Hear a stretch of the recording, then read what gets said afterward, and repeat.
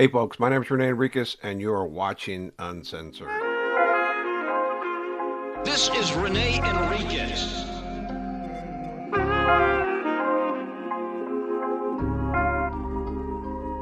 Nickname Boonzer. Black Hand of the Mexican Mafia. Prison gang politics.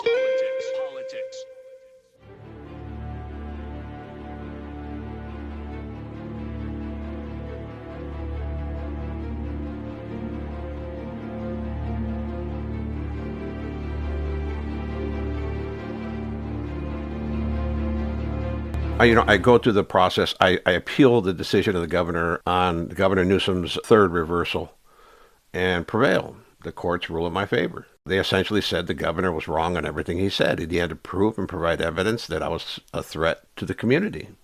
He couldn't just repeat words or take out specific segments of board transcript or the psych report and selectively edit, right? Because he would take out a sentence like, Mr. Enriquez has a violent past and is a member of the Mexican Mafia, and put that in the report. But he wouldn't say the rest, but that's historic information. Mr. Enriquez currently poses a low to moderate risk for recidivism and violent behavior. He'd exclude all that stuff, right? So he was doing this cherry picking, right? And during that process, we win in the courts, and I go to this en banc hearing, right? Because when I went to the hearing, lead commissioner Robert Barton put me under investigation. The victim showed up and started making accusations that I was making money, that I profited on the book, that I'd never given any money to the victims. They made a lot of accusations, right? Just left field accusations. And I get it. They were opposing my parole. I would oppose the parole of an individual responsible for killing a family member as well. But they kind of went out there, right? I remember in one instance they hired a mob attorney to come represent them at the board, who brought up all these transcripts. He tried to impeach me at the board hearing, and we soundly defeated him. I was granted parole. He never showed up again.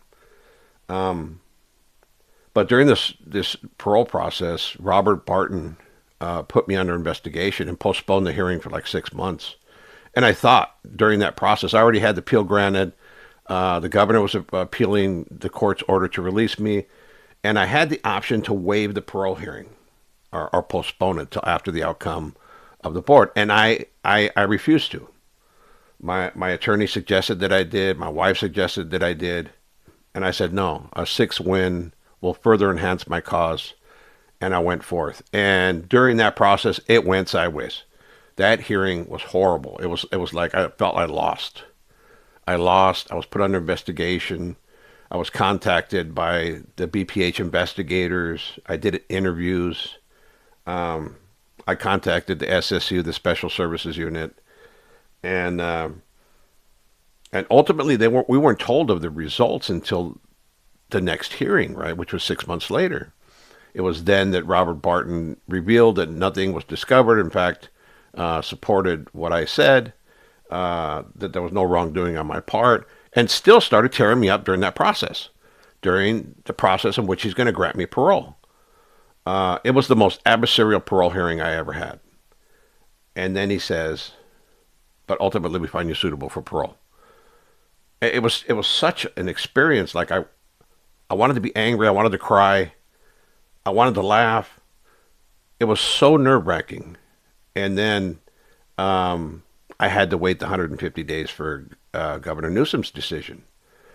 Because the first 120 days, the BPH investigates the legalities and procedural correctness of the hearing. The last 30 days, it goes to the governor's office. And there's no official group, or it's not documented that there is a reversal panel, but there is a reversal panel. A group of individuals who are very close to the governor, his legal advisors, that recommend people who should be endorsed for parole. So Governor Newsom never wanted to sign. No governor wanted to sign my parole. I think they were scared of the Willie Horton thing, right? Guy out in Massachusetts, and Governor George Deukmejian's reign as governor, granted his parole. The guy was a lifer. He went out there, murdered and raped some people, and went back to prison. destroyed his presidential campaign. Yeah, George Dukakis. So everybody was afraid of that, right? Endorsing a guy who's high notoriety. I mean, it could go two ways for the governor. They could say, you know what, you really believe in your system and you believe in rehabilitation. This guy rehabilitated himself, and you granted this parole. Or it can go, you gave a notorious Mexican mafia member parole, and regardless of how rehabilitated he is, you're too soft on crime. Particularly if I recidivated, if I did something stupid like use drugs, whatever it was that I did, and it was wrong, it would come back in the face of the governor.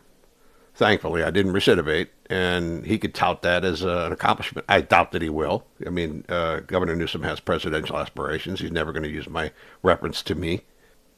But I went through that process, and then I was granted during that process of the evaluation period for the BPH, which is 120 days. It's nerve-wracking. It's nerve-wracking. It's worse than going to the parole board, because I had always anticipated being called to the captain's office, meeting the warden or chief deputy, and they served me a reversal notification. It's a letter from the governor telling you why he's taking your parole away, the parole grant away.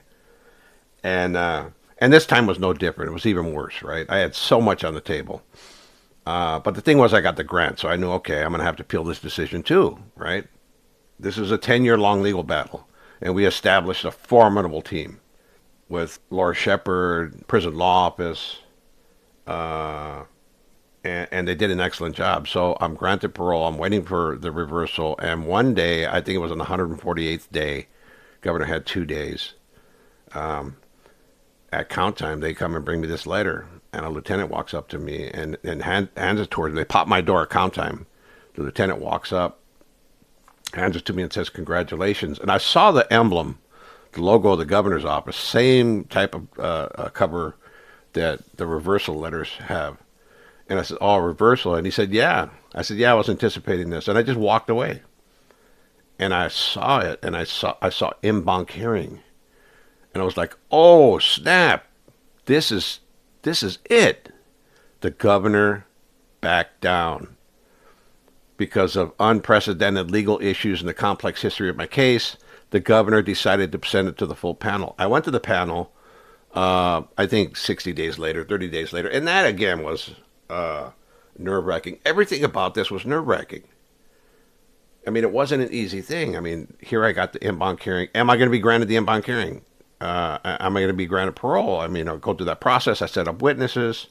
I get former law enforcement, former mobsters to testify on my behalf. And a bunch of people testify on my behalf. Letters are submitted. I mean, we do our work. I do my work. And then I hear through a buddy of mine, James Higginbottom, notified me on the tablet. I was playing Magic. I hung with the nerds, right? There's a nerd squad. We played Magic. It's kind of like a role-playing game, card game. And we're playing Magic, and I get a text from James saying that I'm coming home. And he showed me a clip of the decision. And I said, I got to quit the game. I ran to the phone. I called my wife and just started crying. It was like this amazing, amazing thing. I was granted parole, and it didn't hit me right then. I mean, I'm still processing the whole thing. And it was just I was in turmoil, right? Emotional, psychological turmoil. And I remember that my wife and I started fighting every day on the phone. Angry, horrible arguments. And I told her, I was like, why are we fighting? I mean, this is like a blessing from the Lord. You know, we finally accomplished it after all these years, and we're fighting about the most mundane, stupid things you could think of. I think we were both so nervous and so scared that it was just the stress coming out, right?